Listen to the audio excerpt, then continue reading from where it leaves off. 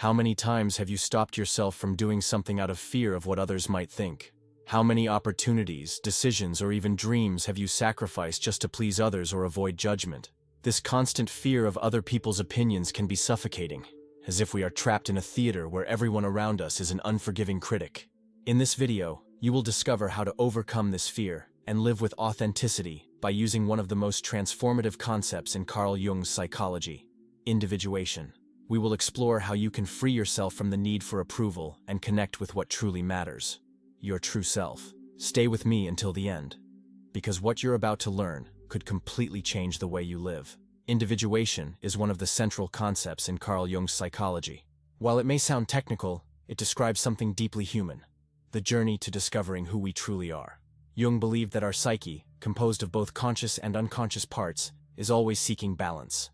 However, the problem is that we often become trapped by what others expect of us, instead of listening to our inner voice. This is where individuation comes into play. This process is essentially a path toward integrating all aspects of ourselves, both our light and shadow, the parts we show the world and the parts we keep hidden. Jung saw it as a quest for wholeness, an alignment between the ego, the part of ourselves we think we are, and the self, who we truly are at our core. When we disconnect from the self, we become dependent on external opinions, constantly seeking approval to fill that void. Imagine individuation as building a bridge between the conscious and the unconscious. This bridge helps us better understand our fears, desires, and values so that we can live more authentically. Instead of acting to please others, we begin to act in alignment with our true essence. For example, Jung compared this process to the archetype of the hero. Think of stories like Star Wars or The Lord of the Rings. The hero faces external challenges, but the real battle is internal, a confrontation with their own fears and limitations. In the same way, individuation invites us to face and integrate all parts of who we are. And here's the key. The more you connect with the self, the less external opinions matter. The self provides an internal compass, a sense of direction that does not rely on anyone's validation. This is the freedom we seek. To understand why we care so much about what others think, we first need to examine the dynamic between the ego and the self. In simple terms, the ego is the conscious part of our psyche, the part you recognize as I. It helps us navigate the external world, play social roles, and seek acceptance. That's why it is so vulnerable to criticism and judgment. On the other hand, the self is the center of our entire psyche. It goes beyond the ego, connecting both the conscious and unconscious aspects of our mind. The self is our deepest essence, the part of us that remains constant even when everything around us changes. While the ego worries about what others will think, the self is indifferent to this because it is focused on authenticity and purpose. Now, imagine the ego as an actor on a stage. It is always concerned about the audience. Are they enjoying the performance? Will they applaud or boo? The problem is that when the ego takes control, we end up living only for the show, forgetting what truly matters. The self, on the other hand, is like the director behind the scenes. It doesn't need the audience's approval because it already knows the purpose of the story being told. Individuation is the process that helps the ego recognize the role of the self. Instead of being driven by the fear of rejection or the need for approval, the ego learns to align itself with the self, which provides a solid and unshakable foundation. When this happens, external opinions lose their power over us. For example, think about a common situation. You want to share an idea in public, but you hesitate out of fear of being judged. In that moment, the ego is in control, seeking safety through external approval. Now, imagine that you are aligned with the self. In that case, you express yourself not because you expect applause, but because you know that what you are saying reflects who you truly are. That is true emotional freedom. Another key figure in the process of individuation is the shadow, which, according to Carl Jung, consists of all the aspects of our personality that we repress or deny, often out of fear of rejection or judgment. These are the parts of ourselves that we consider unacceptable or incompatible with societal expectations. And here's the most interesting part. The more we deny the shadow, the more power it gains over us. Imagine that you avoid confronting an insecurity about your ability to do something, like public speaking. To avoid dealing with it, you project this insecurity onto others, imagining that they are ready to criticize or mock you. It's as if the shadow is in the driver's seat, guiding your actions based on fear. This reinforces your dependence on external opinions because, deep down, You fear that others will see through you and uncover what you yourself are trying to hide. Individuation requires us to face this shadow, not to eliminate it, but to integrate it into our consciousness. This means recognizing and accepting these repressed parts as part of who we are. When we do this, the shadow loses its power over us. After all, what is there to fear or hide if we have already made peace with our imperfections? For example, think of someone who always tries to please everyone, avoiding conflict at all costs. This person may be repressing shadow aspects such as anger, assertiveness, or the desire to stand up for themselves. When they begin to integrate their shadow, they realize that anger or assertiveness are not necessarily bad. They are tools that can be used in a healthy way to set boundaries and express needs. A practical way to confront the shadow is to keep a reflection journal. Whenever you feel hurt or bothered by someone's opinion, ask yourself, why does this affect me so much?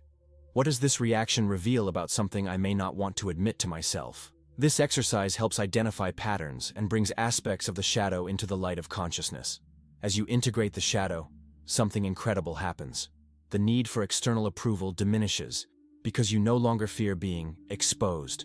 You begin to live more authentically, accepting all parts of yourself. Beyond the shadow, there is the persona, which is nothing more than the mask we wear to present ourselves to the world.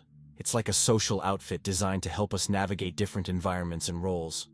It could be the way we speak in a job interview, the way we act at a family gathering, or even the image we present on social media. The persona has its usefulness, but the problem arises when we start confusing it with who we really are. When we become too attached to the persona, we become prisoners of it. Instead of using it as a tool to interact with the world, we let it dictate our choices and actions. This disconnects us from the self, the essence of who we truly are, and makes us extremely vulnerable to other people's opinions. After all, if we are living according to a mask, any criticism feels like a direct attack on our identity. For example, consider someone who adopts the persona of a perfectionist to gain admiration and respect at work. This person works tirelessly to never show weakness or make mistakes because they fear that, if they do, their mask will fall off. But living this way is exhausting and alienating because they are disconnected from what they truly feel or desire. Individuation teaches us that the persona should not be eliminated, but balanced with the self. It is possible to use the mask consciously, knowing that it is only a part of who you are, not the entirety. To do this, it is essential to create moments to reconnect with yourself, away from external pressures. Meditation, therapy, or even moments of introspection can help maintain this balance. The process of individuation is not just psychological, it also touches on spiritual dimensions. Jung believed that the self is more than just the totality of the psyche. It is a symbol of transcendence, connecting the human being to the universe. Think of the self as a spiritual center of balance. When we are disconnected from it, our lives seem to be governed by external forces, other people's opinions, social norms, judgments. But by reconnecting with the self, this inner anchor gives us the strength to act with authenticity, even in a world full of noise. Spirituality, in this context, does not need to be tied to a specific religion. It is the search for a greater meaning, something that connects us to what Jung called the collective unconscious, a network of symbols and archetypes shared by humanity. This connection helps us see ourselves as part of something bigger, reducing the importance of individual criticism we receive. A powerful exercise to strengthen this spiritual connection is mandala meditation. Jung saw mandalas as visual representations of the self, filled with symmetry and balance. Try this. Sit in a quiet place, observe or draw a mandala, and focus on its harmony. Let external worries dissolve as you connect with your inner essence. When you find this connection, you realize that you do not need to conform to others' expectations. Your value comes from within, from the unique relationship you have with yourself and the universe. So, how can we apply these teachings in practice? Overcoming the fear of others' opinions is a process that requires practice and commitment, but the results can transform how you relate to yourself and the world. The first step is developing self-awareness. Before making a decision or reacting to a situation, ask yourself, is this choice a reflection of who I truly am, or is it influenced by what others expect of me? This moment of reflection helps you identify when your actions are being shaped by the need to please rather than being aligned with your true self. Imagine, for example, that you are thinking about posting something on social media, but hesitate out of fear of being judged. This simple question can help you make a more genuine decision. one based on what you believe rather than what you hope will be accepted. Another important step is to recognize and question the limiting beliefs that fuel this fear. Often, these beliefs have been built up over a lifetime, such as the idea that you need to be perfect to be accepted, or that one mistake can lead to severe judgment from others. Start observing these thoughts when they arise and question their validity. For example, if you think, "If I disagree with someone, I will seem rude," ask yourself, "Is this really true? Or is it just an assumption that is preventing me from being authentic?" Many times, when you challenge these beliefs, you will realize that they are based on assumptions, not facts. Gradually facing the fear of judgment is also a powerful strategy. You don't need to start with big challenges like public speaking or making radical life changes. Start small. Express an opinion in a conversation with friends, or wear something you love, but have hesitated to wear out of fear of what others might think. As you practice these small actions, your confidence grows, and the impact of others' opinions diminishes. This gradual process is like building an emotional muscle. The more you practice, the stronger it gets. Setting clear boundaries is another essential tool. Not all opinions need to be heard or absorbed. When someone criticizes your choices, you can simply say, "I understand your opinion, but I am comfortable with my decision." This type of response reinforces your emotional independence and shows that you value your authenticity above external validation. Remember, saying no is a form of protection and an act of self-care. Finally, set aside daily moments to reconnect with yourself. This can be done through simple practices like meditation, journaling, or even a walk in nature. Ask yourself, what is truly important to me today? This practice helps align your actions with your essence and creates a solid foundation that does not depend on external opinions to remain firm. When you are connected with the self, your confidence grows naturally because it comes from within, not from external factors. The journey of individuation is, above all, a process of liberation. When we connect with the self, we understand that our authenticity does not depend on anyone's validation. We begin to realize that other people's opinions, although often well-intentioned, are just reflections of their own perspectives, not definitions of who we are. Living based on individuation means embracing the totality of who you are, including the parts you once avoided or hid. It means accepting that not everyone will understand you, and that's okay. After all, we are not here to meet everyone's expectations, but to live a life that is aligned with our essence. And when we achieve this, something incredible happens. External approval loses the weight it once had, because we find security in our own authenticity. The freedom that comes with individuation is more than emotional independence.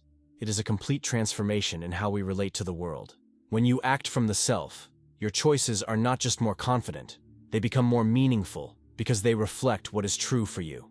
And now, here's an invitation. Take a moment to reflect on everything you've learned.